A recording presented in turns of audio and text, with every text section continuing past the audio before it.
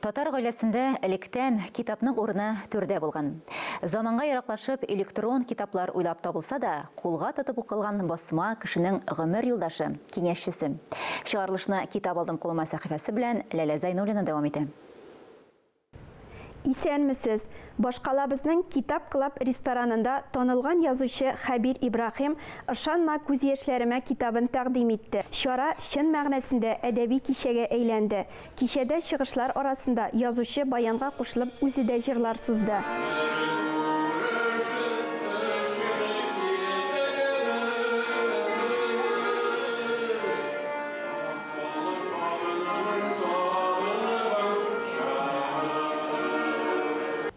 Автор китапка кергән әсәр сюжетларында бүгенге көн проблемаларын күтәрә, чын тормыш вакыйгаларына нигезләнә.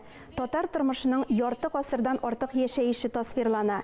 Презентациягә язучылар, журналистлар һәм китап укучылар килгән. Татарстан язучылар берлеге рәисе Иркаил Зайдулла аның тормышчан әсәрләр язуын билгеләп узды. Ул үзе белгән яза, ул үзе турында яза. Чөнки аның моңа нигезе бар. Hakkı var, çünkü o bir kızıklı kişi, yani kitapların, eserlerini okuyan kişiler mi, proza turundaydı, şiirler turunda, söz de yok. Dil mehabbet.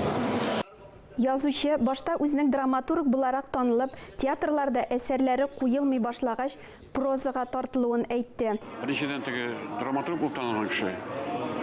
Шактый гына кинофильмнар төшердем, сценарий яздым. Менә бер вакыт минем әсәрләрне куймый башладылар. Һәм яза башладым мин шушы әсәрләремне. Алдан уйлаган темаларым бар иде.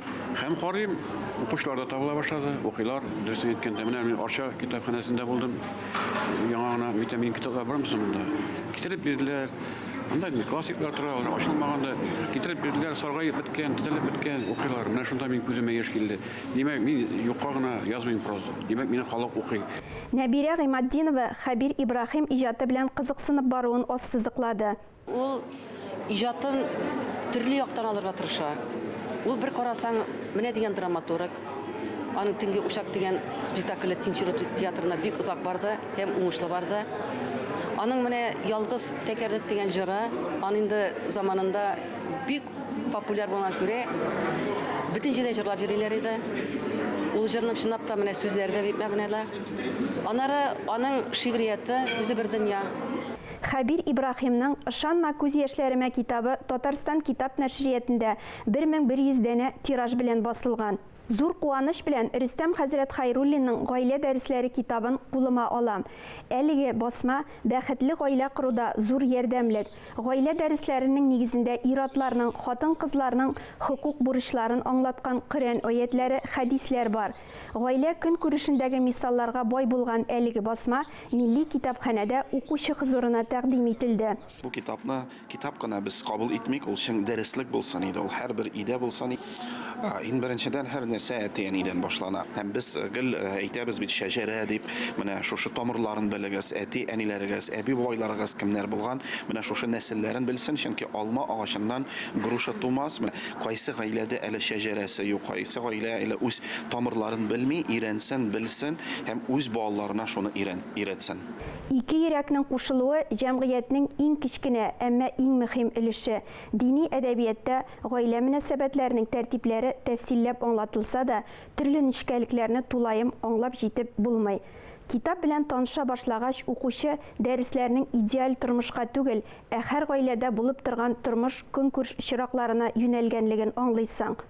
Гаилә эшендә бит кешеләр бер-берсе арасында һәр вакыт менә хәзрәткәем, пәйгамбәр дип кенә карап тормыйлар. Без дә идә хәзрәт түгел, мугаллим дә түгел, остаз да түгел. Без гади әти һәм әни һәм дә шушы вакытта безнең кешелеклек ягындан хаталарыбыз була. Аллаһтан рәхмәте яусын хатыннарга, әниләргә, балаларыбызга кайсылары безне гафу итә беләләр, аңлый беләләр алалар. Менә өстәмә гыйлем алып, без үзебезне дөрестлибез. Ислам дине кушуы буенча гаилә корырга ниятләүче һәр яшь пар өчен генә түгел, аларның әти-әниләренә дә файдалы. Әлеге басма тормыш диңгезенә чыкканчы ук никахның җимерелүенә илтә торган хаталарны, гаделсезлекләрдән урап узырга ярдәм итәр дип, бүгенгә саубуллашам.